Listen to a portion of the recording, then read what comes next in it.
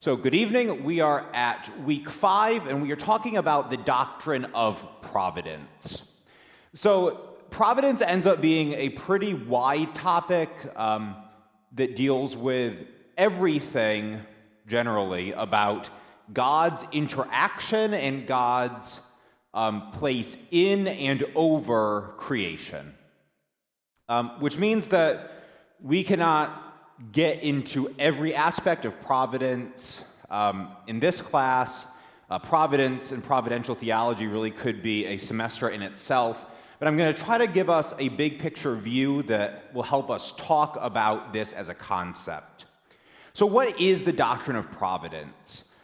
Providence is the belief that God upholds, interacts with, and governs creation to bring about his will for it. So I'm going to say that again. Providence is the belief that God upholds, interacts with, and governs creation to bring about his will for it. In short, affirming God's providence is saying that God remains involved. So this is a statement against something like deism that says that God makes the world, sets it in motion, walks away without a second thought. Providence is clear that God cares what happens, and God is responding and interacting with the created order. So like I said, there's 3 main senses of providence: the upholding, the interacting, and the governance. So I want to break that down. So one aspect of providence is that sense of divine conservation. And this is the belief that God keeps creation in existence at any given moment and maintains the laws of nature. So remember that creation is not independent. It is other than God, right? We're not pantheists. We don't think that creation is just God.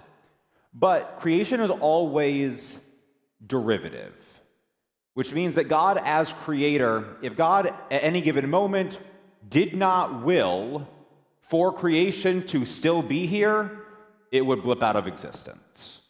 So providentially, God continues to will creation's existence at any given time. God also maintains natural laws. So when we think about the nature of reality and why does it keep working this way, that's the same sense of the will of God keeping creation according to its original design. Now, this also means that there is a sense in which creation itself is not over, right? God's creating act is not finished. What God starts at the Big Bang, at the let there be light, is not something that ceases. God's relationship to creation continues, but God is not creating new stuff. So you could say that God is continuously creating. At any given moment, God is remaking the world every moment. No, that's not how we understand ourselves. We understand the world as something in continuity with itself. So we experience a past, right? It is the same creation that God created that God is bringing into the future. One sense of this, think about the story of Noah, right? When God is even punishing the world, God is not undoing creation. Even in God's wrath, creation is conserved. It is the same creation that God is interacting with. The second piece of providence is the way that God interacts with creation. And this is where we get divine concurrence and divine care. So divine concurrence is the doctrine of providence where God interacts with creation according to the laws and freedoms that God has set. So often this is what we mean when we talk about providence, right? It was God's providence that, the rain waited until the event was done. It was God's providence that we were able to jump out of the way of the speeding car in time. Those things do not break any natural laws. The rain comes when the rain comes, but the sense of God working in and through creation means that as God is providentially ordering the world, most of what God does interacting with the world is going to be in line with laws of nature. So the doctrine of divine concurrence is also going to say that most things that we think about as miracles probably do not violate natural law. Most miracles are going to have a naturalistic explanation. That does not mean that they are any less miracles. But the doctrine of providence says that God made these laws, God called those laws good, therefore we should assume that more often than not, God is going to work through the laws of the creation that he has set. Think about it this way. When the Israelites are leaving Egypt, we know that God split the sea. But what does Scripture say? It says, at the time that Israel approached the Red Sea, a great wind blew and dried up the sea. The wind was behaving as wind, according to natural law. The water was behaving as water, according to its natural laws.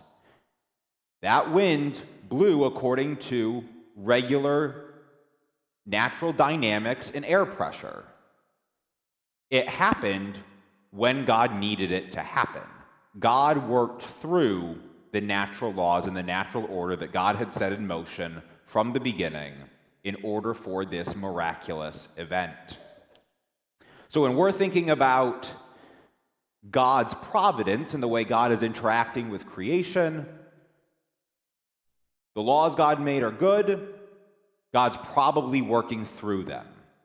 Of course, God as creator can choose to perform a miracle, right? We're not saying that God can't work in opposition to the laws of nature. But as we read in the supplementary readings for today, living in a world that is predictable is a necessary condition for us developing into moral agents.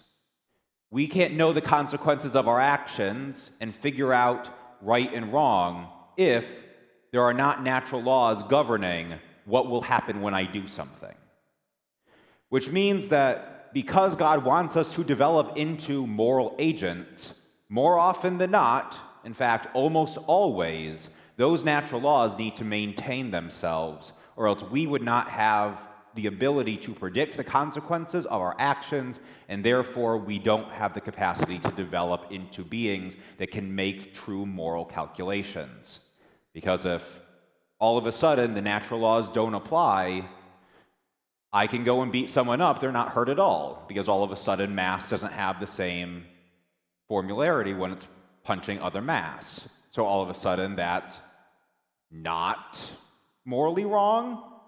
And if that switches back and forth between what mass does when mass hits itself and it not doing that, then we can't figure out what actions are going to have good consequences and what actions are going to have bad consequences. So all that is to say, when we ask why doesn't God just interact with creation according to true supernatural miracles all the time, it's because our goal as humans is to develop into a certain morally free creatures. And in order to be a free moral agent, we have to understand that our actions have predictable consequences, which means that the natural law needs to stay stable. So most of what God does in the world, according to the doctrine of divine concurrence, is going to be according to the laws of nature. Now, when we're thinking about the way that God interacts with free personal moral agents like human beings, concurrence becomes cooperation. This is the sense of God acting through people, nudging us in the right direction to make certain free choices in order to accomplish God's purposes. So remember, God works according, mostly, to the nature of the thing he has created. It is the nature of a human being to be free. So God would be violating his own created order if God is superseding our will. Which means that when God wants humans to do something in that providential action that God has set his will for the world, we have to freely cooperate with God. So if you've ever had that experience, right, where someone comes through for you at just the right time, you're in grief, someone says the comforting word. You are in need, someone shows up to help, and in your experience, you thought and you felt this was God at work through them. They made the free choice to do that. Right? You can probably think of them, and you know them as a free moral agent. God was not puppeting them. They weren't in a trance. Through the natural occurrence of their life, something inside, something outside prompted them to make certain free choices through which God worked. That's divine cooperation. And that's the sense of providence that God accomplishes God's purposes in creation through human beings and their free choices. Divine care is similar, but it's more moral. So care is the sense of providence when we say, the Lord provides. Right? This is the sense that in God's moral nature, God wants everything God makes to flourish and interacts with the world to make it do so. So in general, God cares for all creation. Specifically, God cares for humanity. And the scriptures do seem to say that there is an extra special care for those who love God. Now, here's where we have to be careful. Because obviously, for those who love God, bad things still happen. So God's providential care for those who love God is not protection from the worst of life. Obviously, in the person of Jesus Christ, who loves God perfectly, he got killed. All of his apostles got killed. Lots of early Christians got killed. They loved God perfectly, and they got killed. So this is not just pray enough and bad things won't happen. The sense of divine care for those who love God is a moral claim that because God is at work in the world, nothing is so bad that God cannot work some good out of it despite itself. So for those who love God, who are open to God's action in their life and in the life to come, everything in this life is somehow redeemable.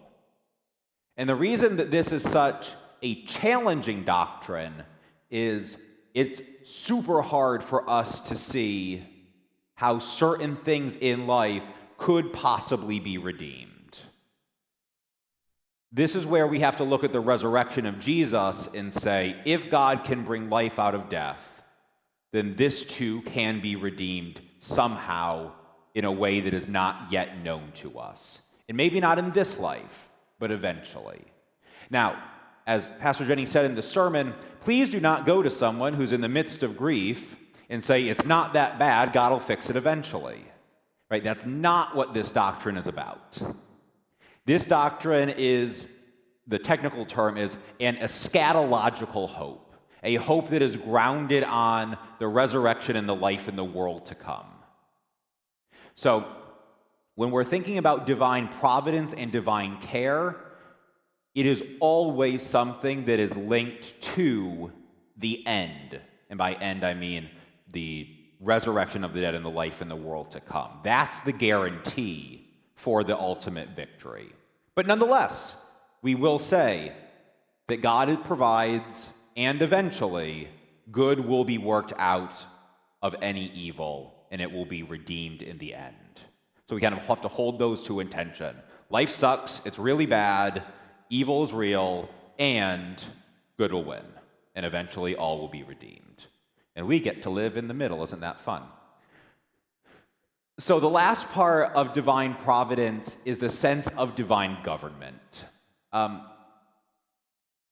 So this is when we're thinking about God's purposes for creation. God has a specific goal in mind for creation, and specifically for us free spiritual creatures. Governing is when God is overseeing creation and guiding it to that specific end. So we would say this is where we see God as lawgiver and disciplinarian, interacting with human beings to shape us towards a specific end. This is where we're going to see God's providence entering the world to gift us with guilt, to let us know when we have gone off course. And obviously, divine government, the sense of providence when God's interacting with the world to bring us to a specific end, includes everything about our redemption. So all of God's acts in salvation history are about God's governance and shaping humanity towards its end, which is to become like Jesus. Now, whenever we start to talk about salvation, then, providence gets tricky.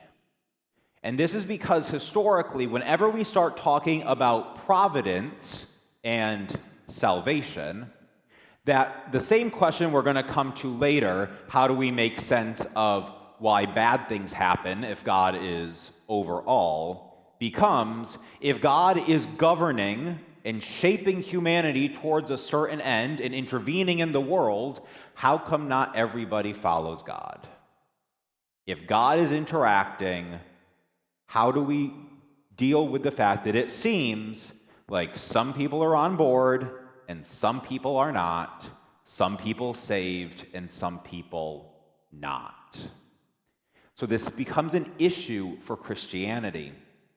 And so I wanted to lead you through just some historical happenstances and how they've kind of colored our discussion of providence and salvation. So we need to start with a concept called election. And this is going to cover this week and next week to an extent. So as we are talking about divine cooperation, we know that God works through secondary causes, including people, to accomplish God's goal, right? That's cooperation. When God chooses somebody to work through, that is called election. Election comes from the word meaning to choose. God chooses somebody to do something. So in the scriptures, when we talk about election, this is where God chooses certain people for specific tasks in his providence. So God's providence elected Noah to be saved from the flood. God elected Abraham to begin the line of a renewed relationship with God. God elected Israel so that they could be the priests of God in the world. The members of the church were elected to proclaim the gospel, right? So in the scriptures, and we're going to come back to this next week, election is tied to cooperation with God. God chooses people to do stuff. What ends up happening in the 4th and 5th centuries is a guy named Pelagius, who's a British monk, starts saying, God has given us all we need in the natural world for us to respond to God and be saved. So basically, by our own efforts, God has laid it all out, and we can save ourselves. St. Augustine responds to this and says, even faith is a gift from God. Augustine ties in even the act of believing to God's providential action in the world. So again, if God has to give you the ability to have faith, then God has to make the choice to give it to you. Therefore, you have to be elected by God to have faith. So this is now tying the notion of election not just to you have something that God wants you to do and God chose you for it, but now God chooses you to be saved. The issue comes when Augustine says, and this means that those who believe are because God chose them, and those who don't believe are because God chose them to go to hell. Yikes. So this ends up before a council. It's called the Council of Orange. It happened in the 6th century.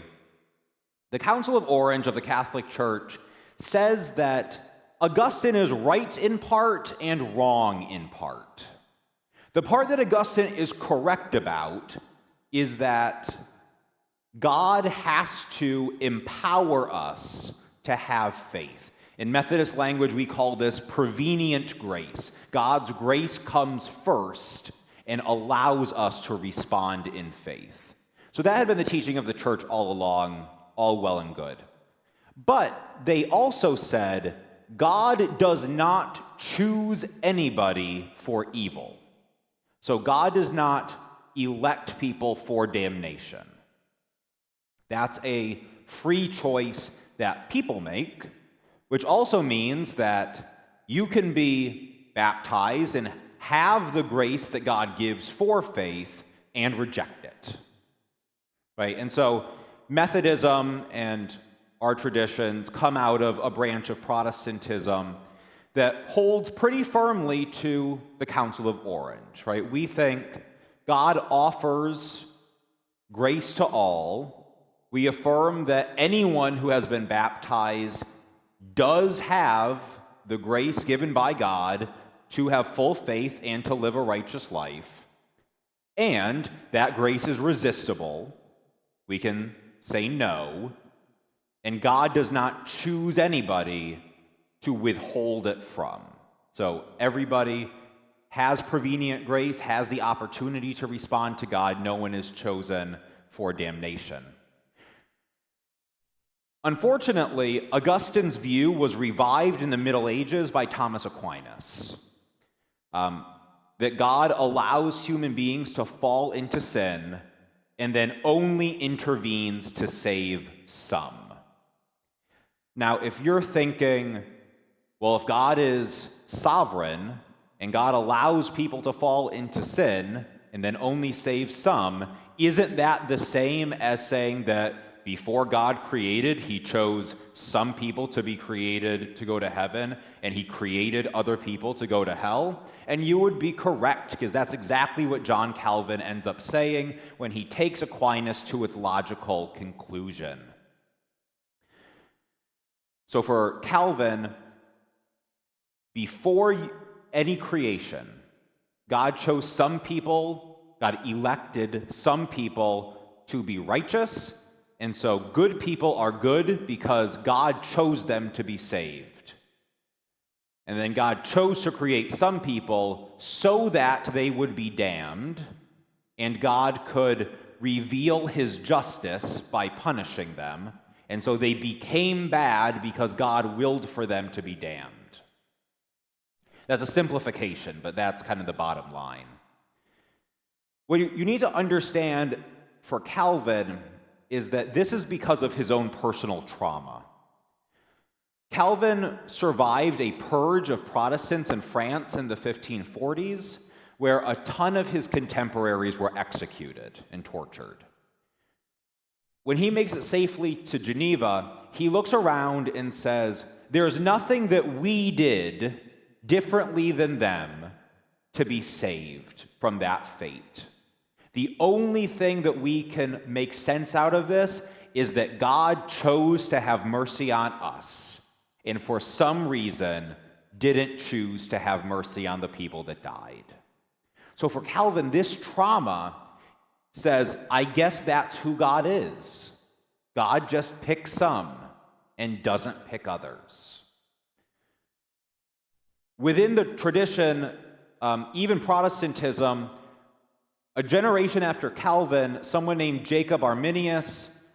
who ends up influencing John Wesley and the foundation of Methodism, he rejects Calvin's view, right? He goes back to that Orthodox Christian sense of the Council of Orange that says that God does not will people to go to hell.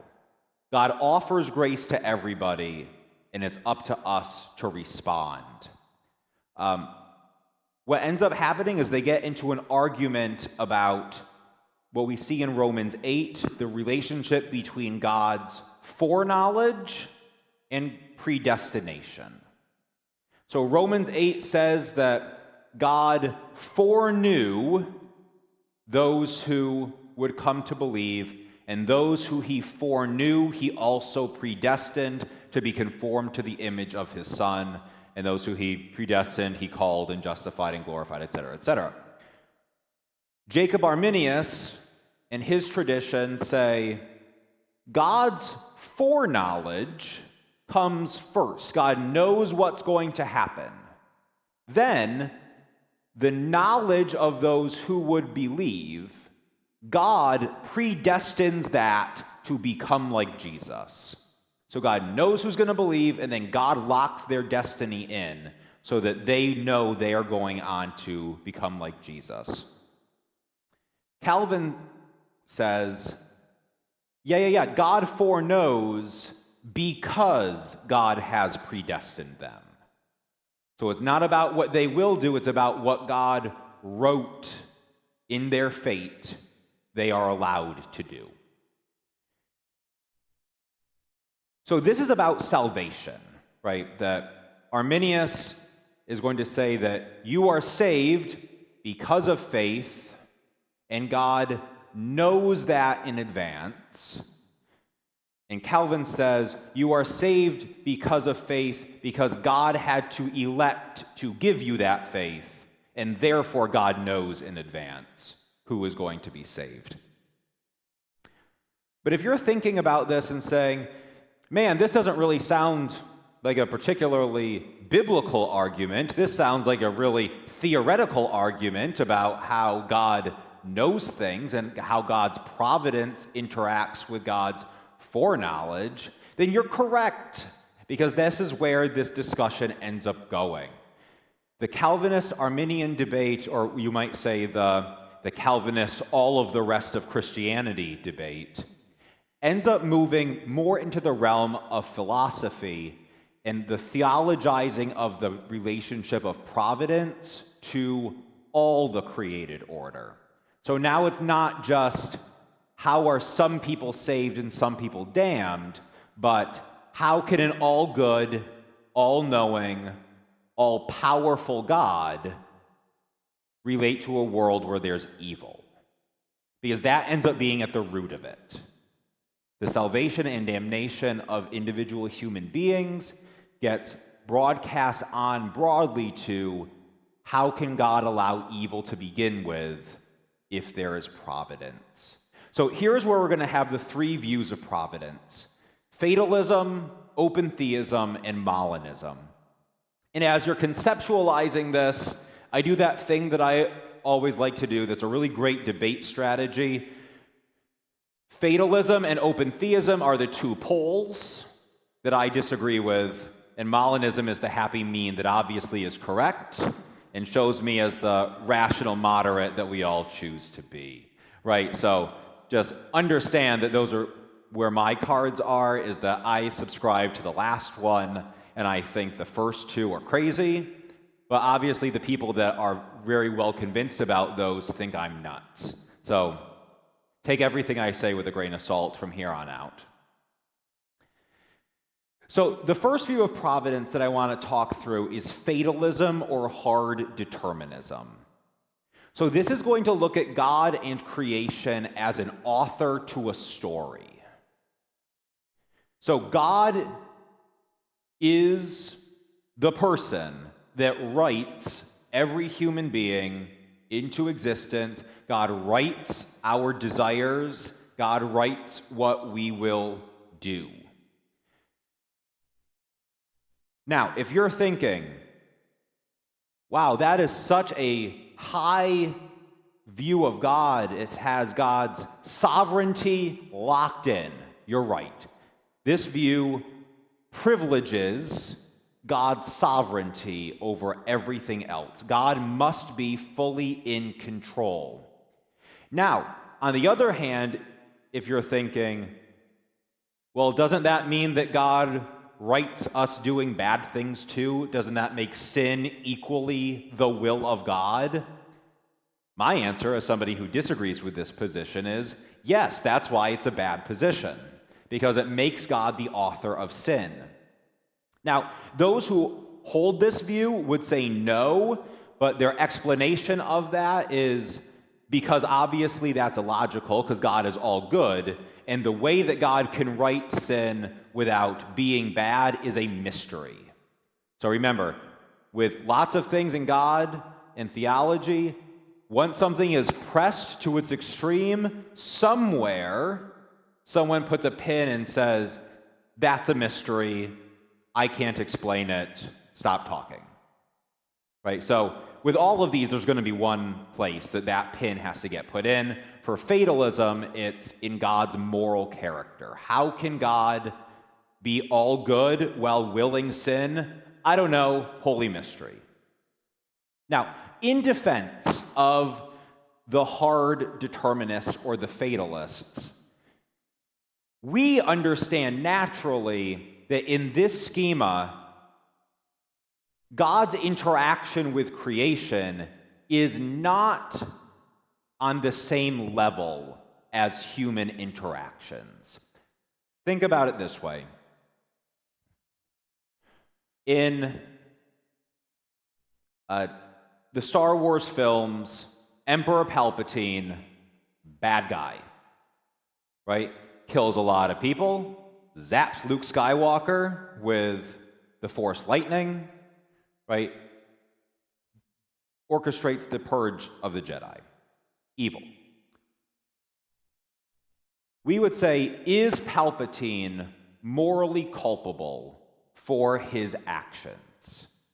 Yes, right? Palpatine's morally culpable. He's a bad guy. And so what you would say, why is Mace Windu dead? It's because Palpatine killed him. Is George Lucas responsible for Mace Windu's death? Right? That's where the hard determinism is going to say, you can't ascribe to God the free choices of the characters in God's book. That's not the same.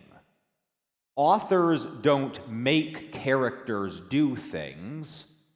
Authors make characters who do things.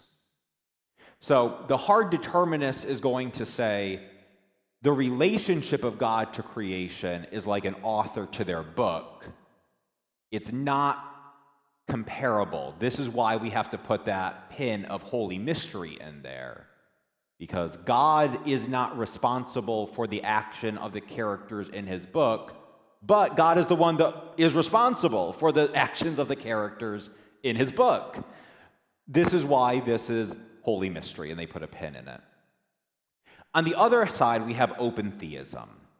So open theism is in contrast to what we would say is classical theism. So classical theism was the picture of God that I presented when we talked about the doctrine of God. So just like fatalism and hard determinism put that pin of holy mystery in God's moral character, open theism puts the pin in God's omniscience and omnipotence.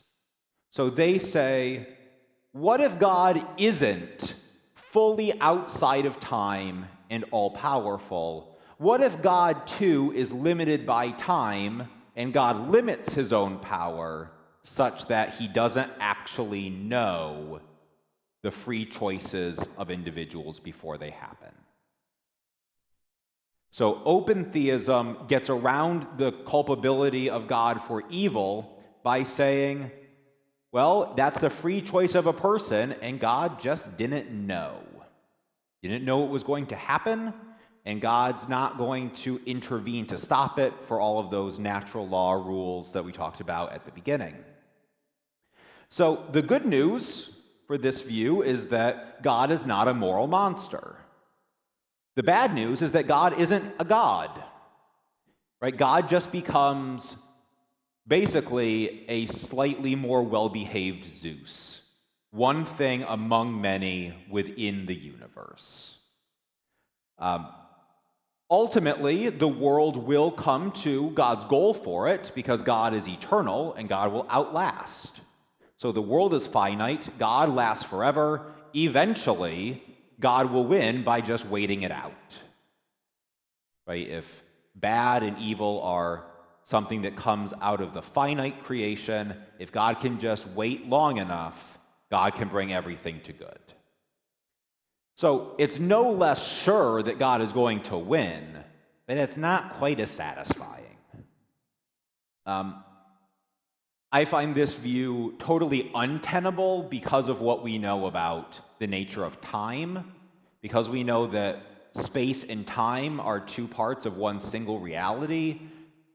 If God is subject to time, then God is not the creator. God might be a demiurge, right? Something within the world kind of shaping it, but it's not the one true God.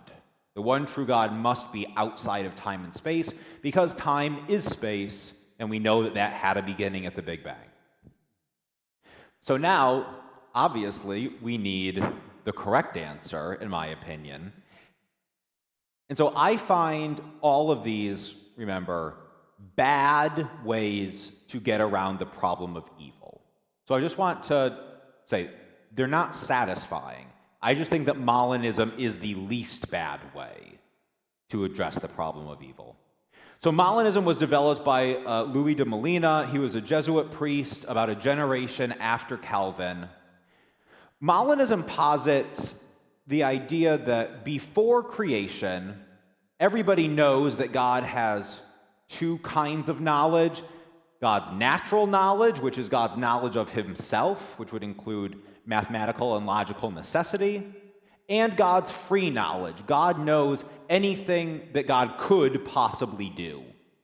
Molina says God should also know, if God is omniscient, a kind of middle knowledge, which is counterfactuals. Which is to say, before creation, God said, if I make creation this way, and then God let it play out in his head, the free decisions that those people in that world would make if God said it with these conditions, including God's own interventions in it. Then God said, well, I could make a world this way, and then this stuff would happen, including God's interventions in it. I could make a world this way, and then God made the world according to that infinitely. And then God picked one. And that's the world we have. So, what I find appealing about this view is that this preserves the free choices of free agents, right? God doesn't write our story the same way that someone's writing a script. God sees the free choices that we would make if God creates us in certain situations, and then God chooses to actualize it. This also preserves God's all-knowingness. God knows what's going to happen. And this preserves God's sovereignty, right? God doesn't have to create. God is overseeing everything. And there is a sense in which all things that happen are the will of God, because God could have chosen to create the world differently. But God didn't. God still chose what's going to happen. The pin, right, is still, so why did God create a world that sucks? Right? Why did God choose to actualize this world where there is so much suffering and death and evil? So this is where Molinism and the doctrine of providence come together to give an answer that makes intellectual sense that's not particularly satisfying. And this is what it is. we know that God has a goal in mind. Molinism would say that God creates the world that will reach that goal. All of the bad that happens, then, is a result of conditions that are necessary to meet that goal. Here's what I mean. If we say one goal is to be, of humanity, are to be moral agents, then God creates a world with natural laws. But creating a world with natural laws also means that sometimes there's going to be tsunamis and earthquakes. There are consequences to creating a world that has to reach that goal that are in themselves bad. So this is where you would say it's for a greater good, which is also a crappy thing to say, because that tsunami is not for a greater good. It's just bad. But it comes about by conditions that are necessary for a certain good to be reached. And we would say the same thing about evil and sin. Human freedom is necessary for us to reach our goal to become like God, because God is a free moral agent. But human freedom has the capacity to be used for ill, so for sin. So the choice of Cain to murder Abel was not for a greater good, but the ability to choose to murder your brother is connected with the capacity to grow into a free moral agent, and therefore to become like God. This is where we start to need to be really careful. When we say, this world and all the bad that is in it is because God is trying to actualize an outcome that is dependent on the conditions of those bad things. Not the bad things in themselves, but the fact that they are part of a network of choices and natural laws and history that eventually reaches the goal of the resurrection of the dead, the life in the world to come, and people becoming like Jesus. So this is why we can say all things will work for good, because God has created that as the goal of the world, so that will happen. And the bad things right now are just bad. There's not a greater good that they are trying to reach. And in God's providence, yes, God allowed that for a greater good. So you see the distinction I'm trying to make. There is a good that is greater than all the evil that makes it worth it. But it is not that those evils contribute to that good. It is that the conditions that make those evils possible are also necessary for that good being reached. So this is where I think Molinism can give us some intellectual ways to think about the question, why does God allow evil, that are not satisfying, right? Why can't we say, well, God, you really couldn't have figured out a different way to fine-tune the Big Bang so that this didn't happen, really? But it's still a way for us to start to think through this without saying either God specifically willed that, God didn't know it was going to happen, or that kind of awful saccharine, it's for a greater good that God has just around the corner for you. No. But God will win in the end. Okay, that's all I have for you.